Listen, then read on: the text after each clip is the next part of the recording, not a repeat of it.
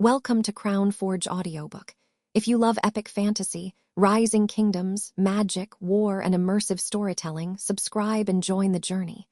I thank you for your support, Elder Erickson, Hunter Lothar, I said, bowing to the two men. I will strive to be worthy of your confidence. The older man smiled. Please, just Erickson is fine. No need to thank us, sire. We both believe you have the character and skills to lead our people, or we wouldn't have supported you. Thank you for risking your life to save ours. That shot a pang of guilt through me. Poor Jack did die saving their lives, not that it would do any good to tell them that. Well then, Erickson, why is Elder Hyde so angry all the time? I asked him. His smile vanished. He lost both of his daughters to a lecherous noble and has never been the same since. Wow, that is terrible. Your people have suffered a lot of indignities. We will need to work hard to ensure such atrocities never happen again.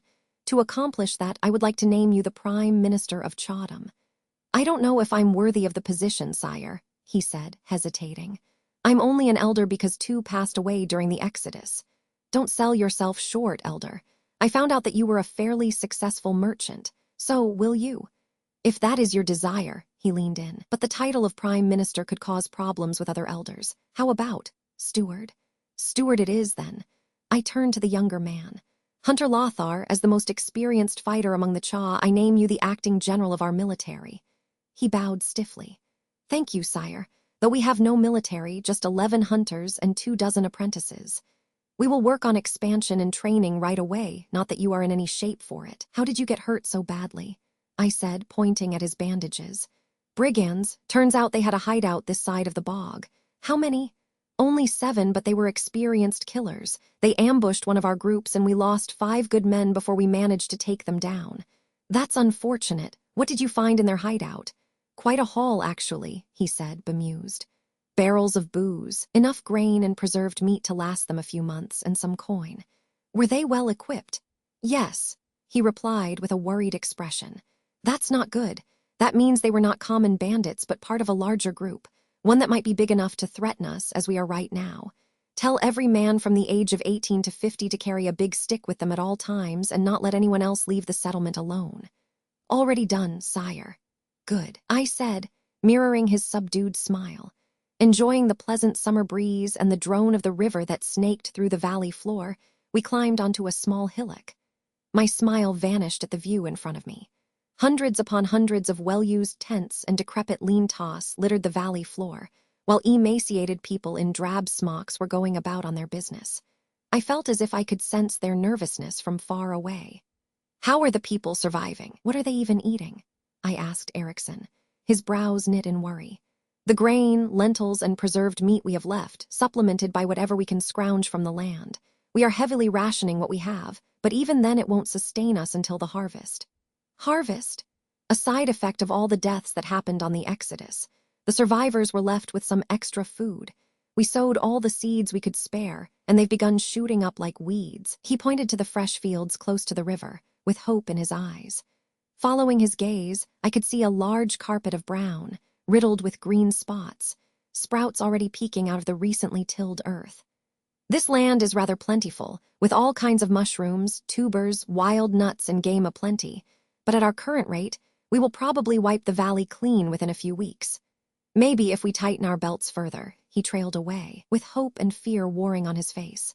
Easy hunting will dry up soon if we keep going at the current pace, Lothar added.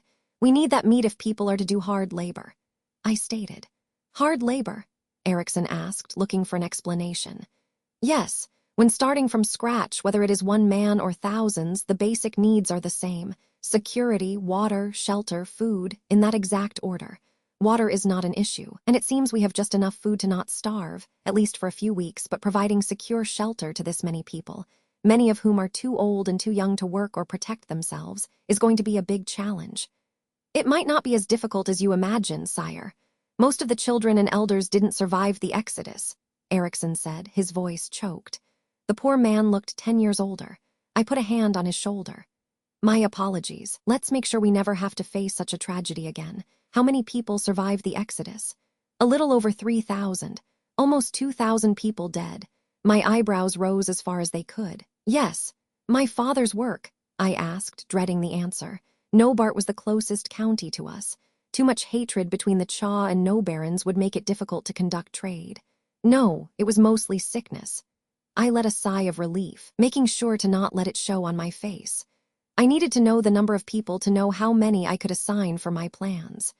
Assuming a third of the people were of prime working age, I could probably safely appropriate the full-time labor of 10%, which would be around 100 people, for extracting minerals, building fortifications, workshops, etc. That would not be enough for any grand plan, but the rest of the people needed to focus on procuring food until we either had plenty of it in our stores or I raised their productivity somehow. How many of those are of prime working age, 18 to 45, and how many are men and women? I asked the steward. I don't know. Erickson shrank, avoiding eye contact. We had people join us during the Exodus, and then many left this world on the way. I'm sorry to pick on your wounds, Elder, especially when they are so fresh, but it must be done as soon as possible. I said sympathetically. The people are our most important resource. We need a registry that lists every person's name, their age, their skills, and experience. I also want accurate records of everything we currently consume, have in store and produce: food, tools, weapons, medicine, clothes, timber, metal, stone, money, etc. I said, trying to remember all the common resources that would be listed in a city building game. Also, how much we need versus how much we can produce. I understand, sire, Erickson replied, but we don't have a lot of parchment. What about paper? Paper, he asked with clearly no idea what it was. A cheaper alternative to parchment. I sighed. It was sobering to think how paper, something one could buy for pretty much nothing in modern times, could be a rare item. I remembered it could be made from finely chopped plant pulp, by mixing it with lye solution, cooking it, ideally in a pressure cooker, then filtering the slurry through a thin cloth to produce sheets. Even without knowing the finer details, someone experienced in working with fibers should be able to make a serviceable product. Bring me a rope maker and a carpenter, and I will teach them how to make it. But before that, let's take a look around. You're not fully recovered, sire, Erickson said, concern evident on his face. No, but I'm well enough to walk a bit without puking my guts out. Besides, I'll have you two with me if I have to be carried back. Have the hunters surveyed the land, Lothar?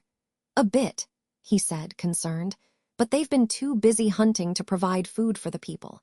We've been teaching many youngsters to fill our ranks, but it takes years to become really good with a bow. Why not build some crossbows, then?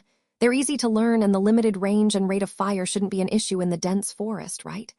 I didn't think of that, he admitted sheepishly. They should help with food and defense. Speaking of defense, we need to map this valley as soon as we can, I said, looking around.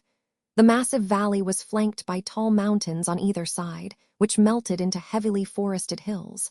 They converged quite far away, while a stream large enough to be called a river snaked through the valley.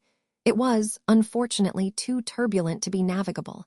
Speaking of water bodies, how far away is the sea? I asked Erickson. 5 kilometers or so downstream. That was fortunate. The worst-case scenario would have been that we were so deep inland that people had never seen the sea. The sea was a sea of opportunities. We could harvest our own salt from sea water, and the ash from the plants that grew next to it was an excellent flux for metal and glass making. If any birds had permanent nesting spots nearby, we would have guano for fertilizer and gunpowder. Also, once the people were prosperous enough, we could establish a port city and trade with the rest of the world. It also meant that pirates could land there, launch raids, and capture us. Sire, Erickson asked. Sorry, I was lost in all the opportunities a port city can open up, but let's focus on the present. We can't be living like this, I said, looking at the forest of tents. At least not without a nearby safe place to go to in times of danger. Are there any large caves with small mouths around? We haven't found any. So where were you planning on building a stronghold? This valley is quite secure. We have found only 2 paths that lead to the interior, and both are being watched day and night. I steadied my breath and fought back a rebuke. Elder, this is a fairly large valley, and there are only 3,000 of us. We can't effectively defend an area this big and protect our people. We need a smaller, easily defensible structure. In absence of a natural one, we will have to build our own fortification. Finally, Lothar exclaimed. I've been trying to convince them about the need of one, but they would not budge. We were tired from months of walking and not knowing whether we will live to see the next day or not. The people needed some rest. Erickson said defensively, I hope they've had enough of it then, because I have a lot of work for them to do. I added. The moment I was alone, I focused on the blue information icon blinking in my peripheral vision. Finally, I hissed, as I mentally clicked upon it. New quest. Your people are going to starve. Ensure they have enough food to not fear starvation. Reward, strength boost penalty. The Cha will die, but not before cursing your name. I locked my fingers and stretched out my arms. Time to get to work. Thank you for reading the chapter. Please leave a comment, rating, star, or review if you are enjoying the story. Also follow and favorite it so you don't miss new chapters. Also, please consider joining my Patreon. There are some goodies there for every member, even the free tiers ones. Also, let me present you the pinnacle of art. Step in on the One-Winged Beach remake. Nothing can top this. Thanks for listening to Crown Forge audiobook. More epic fantasy worlds, powerful stories, and immersive audio adventures are on the way. Visit our Discord channel or our website if you want more.